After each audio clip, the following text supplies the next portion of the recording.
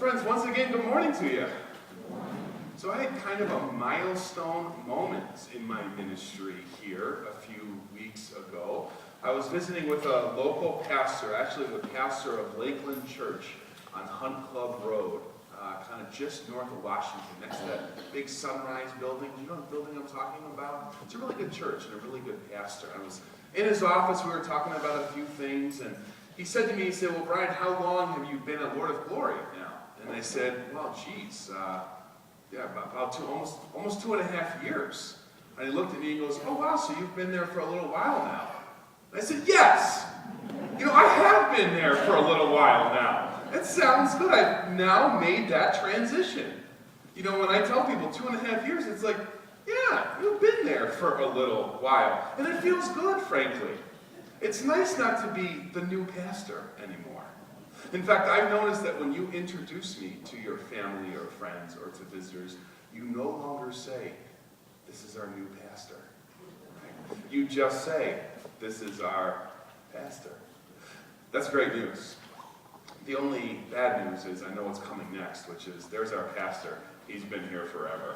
I know that's coming eventually, but that's okay. I'll enjoy the beauty of the day, which is I am just your pastor. And the beauty is, with being here so long now, I'm getting to know you. I'm getting to know your families. I'm getting to know your joys, your challenges. And I guess first I want to say a sincere thank you for letting me in. I know it's not easy to let somebody in to your life and to what's going on. But it's a blessing to know how to pray for you. It's a blessing to know what you're praying about. And I'll tell you, it's a privilege that as a pastor I take immensely seriously. And as you've let me in, friends, you've made me aware of a number of challenges that are before you. You've let me know of things that are so heavy weighing on your heart, things that you'd love to see resolved. Some of them are concerns you have about a family member.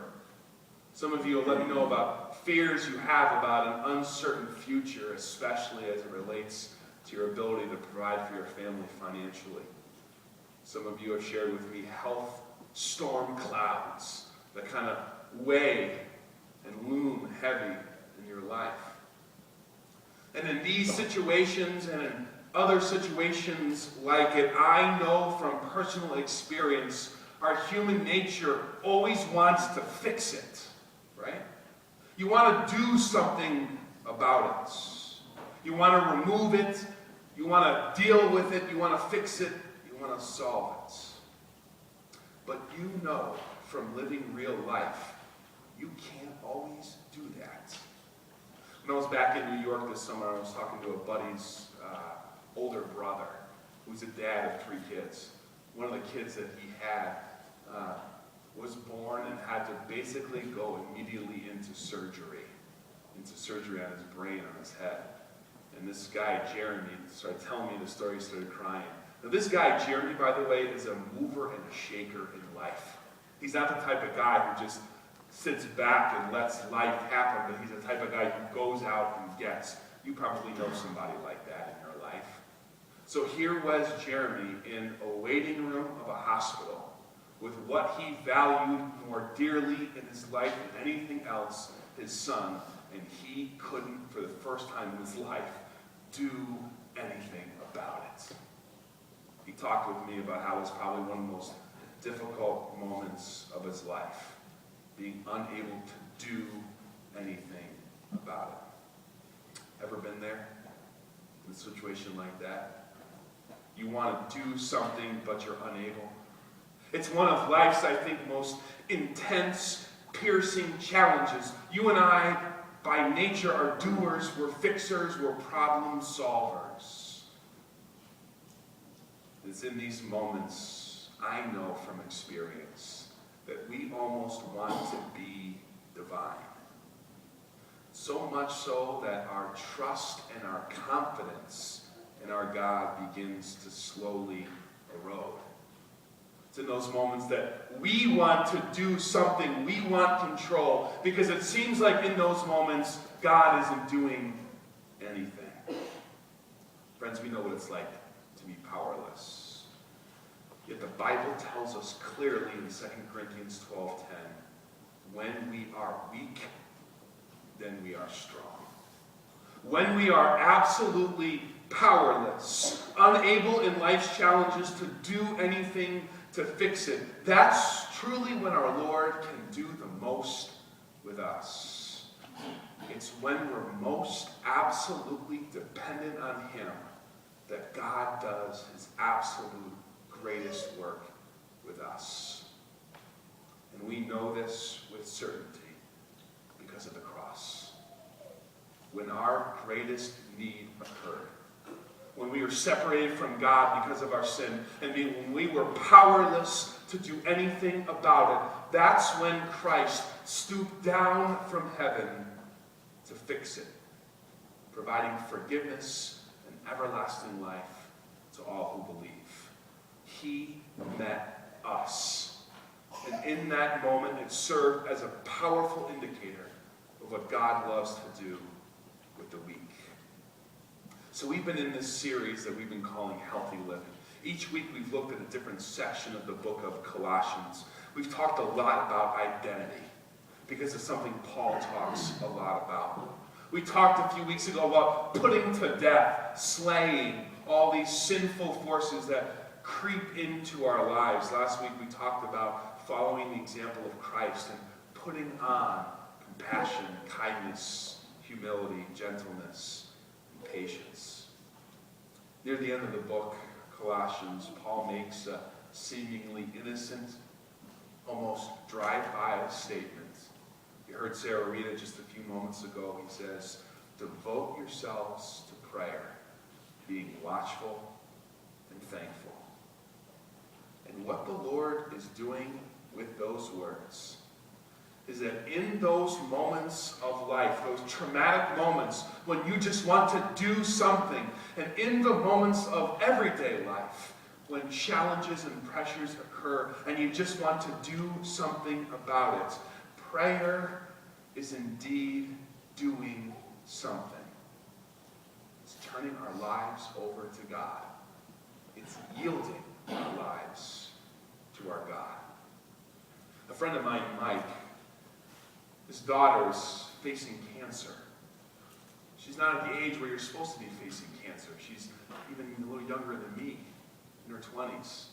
And every time I saw Mike, you could tell it was just chewing him up as a dad, seeing his daughter face this.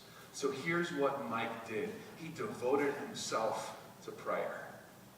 And he invited everyone around him to be devoted to prayer on behalf of his daughter. Yesterday I saw on Mike's Facebook feed, Mike wrote this.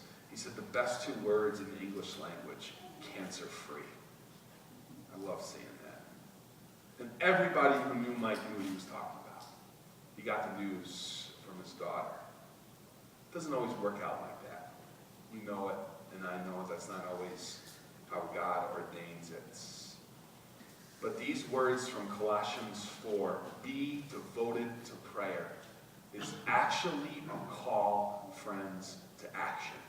I think sometimes you and I think of prayer as an incredibly passive thing to do. When the Bible speaks about prayer, it's exactly the opposite. Prayer is a call to action. Prayer is a call to do something with everything that's before you. Just ask somebody who's been devoted to prayer for something, someone like Mike, and they'll tell you they've never been more busy doing anything in their lives than they were in those moments when they were praying. Prayer is doing something.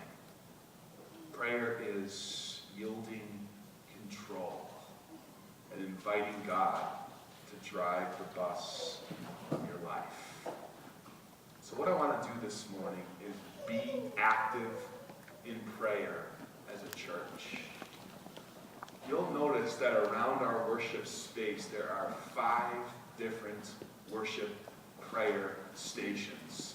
If you would you take out this green sheet for me? This green half sheet. You didn't have a sermon outline this morning.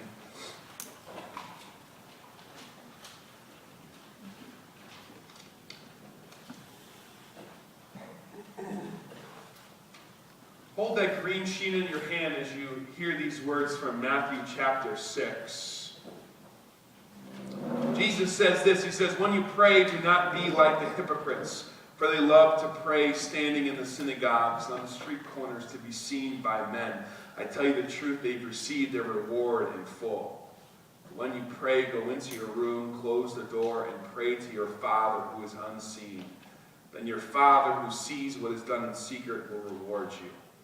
And when you pray, do not keep on babbling like the pagans, for they think they will be heard because of their many words. Do not be like them, for your Father knows what you need before you ask Him." This passage from Matthew chapter 6 is really a call for us to make prayer personal, to make prayer active, to make prayer something you do when your back's kind of against the wall. So here's what we're going to do in the next, I'm going to say 20 minutes or so. I'm going to invite you, when we're kind of walked through this, to kind of stand up. There are 5 different tables, 5 different stations. Each station's going to invite you to do something differently, to be active doing something in prayer different in each station. First station is prayer for our college students. That's the table that's in the back corner by Miss Veronica. You know it, being away at college is sometimes a lonely experience. What we're going to do for our out-of-town college students, I've given you a piece of paper on that table for every one of our college students who we know of who's out of town. If we've forgotten someone, let me know and we'll make one out for them right now. But take a moment, pick a couple of students, maybe a couple that you know and a couple that you don't know, and write a quick word of encouragement, maybe even a quick prayer for them on that sheet of paper. After we're done with both services, we'll mail that out to them and they'll receive prayer and encouragement from our church. Station number 2 is prayers for our food pantry families. That's over there. What I've given you there are some cards that are blank. Take a moment and write out at least one kind of prayer and encouragement for our food pantry families. And what we'll do the next time the pantry is open, which is Tuesday evening, we'll give everyone who comes, as many cards as we have, each one will get a personal handwritten note from you, a prayer, a word of encouragement, something like, "Hey, our church is praying for you." Maybe spur them on to keep going. I know that those will be well received. Prayer 3, station 3 is straight in the back. There's a picture of Jesus and there's a basket in front. On that station is a half sheet of yellow paper and a number of pens. The half sheet of paper looks like this. This is an invitation for you to be active in prayer for you, for something that's going on in your life. The top, it says personal. You can write in that space kind of a personal prayer request you have. This says spiritual, so you can pray for something that you'd like to see God work in your life. Big picture, if something weighs heavy in your heart, kind of globally, worldly, politically, that you want to pray for. And then the station here, or a quadrant here that says others. If there's someone else that you want to write a prayer out for, take a moment. You'll have space, you'll have time there. Kind of fold them up at least once. Put them in the basket and let that be kind of an offering to God. Station 4 is right here. This is prayer for our Gloryland students and teachers. What you'll see on the left side of the table is basically a collage picture with all of our students and all of our teachers. It is an awesome picture. What I'd like you to do at this station is not necessarily write anything, but I want you to pick out a student or two. Maybe you know them by name, maybe you don't. Just say a prayer for them and for their families. Just to give you a quick snapshot of what's going on in Gloryland, I talked to a family in this hallway on Friday. They are very Indian. And so I love to engage our kind of foreigners to kind of hear a little bit about their story. And it was great because they had an introduction. It was snowing outside. I said, "I bet you it doesn't snow much in India, you know?" And he said, "Actually, it does in the northern or the southern part of India. Northern part of India, it does." So that was new to me. Obviously, I didn't listen that well. But he said, I said, "Can I ask, how's it going? You and he said, I love it. He said his daughter keeps coming home and talking, saying that Jesus is God, that Jesus is God's son. And he said, how do you know all this? And he said, because Kate's dad tells us. He's in Kate's class. And he said, and our teacher tells us. And he said, are you guys a Christian family? He goes, no, we're Hindu. They worship at the Hindu temple on Peterson Road. But because they're coming to our church and our preschool, this young girl knows that Jesus is God, that Jesus is God, Jesus is God's son. So if you could pray a prayer for maybe some of the young children, and then also on the other side of the table, our teachers, pictures of our teachers, and our director. If you could say a quick prayer there. And finally, station 5 is in that back corner. At that station is prayer for our church's missions. Take a moment, write out a prayer or word of encouragement for each of the 5 missions that our church supports and prays for. What we'll do at the end of the day is kind of fold that up and deliver that to them so they can know tangibly that the churches that support them are praying for them as well. Merritt Dembski will be back, Ron Kuhn will be back, and Veronica.